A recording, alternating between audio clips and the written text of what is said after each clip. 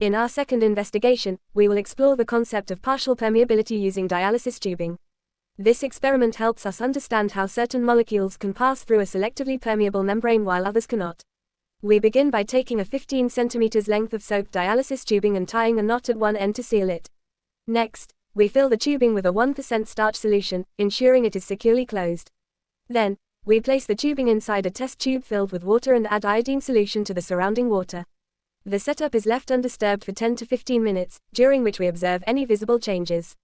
Through this experiment, we aim to determine whether the iodine molecules can pass through the dialysis tubing and interact with the starch inside, helping us understand the principles of selective permeability in biological membranes. The results of partial permeability show that during the experiment with dialysis tubing, a visible change occurs inside the tubing.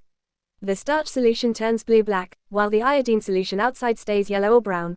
This color shift indicates the formation of a starch-iodine complex inside the tubing. Meanwhile, the iodine solution outside the tubing remains unchanged in color.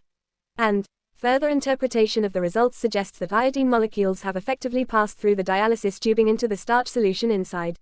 This happens because iodine molecules are small enough to diffuse through the tiny pores of the tubing.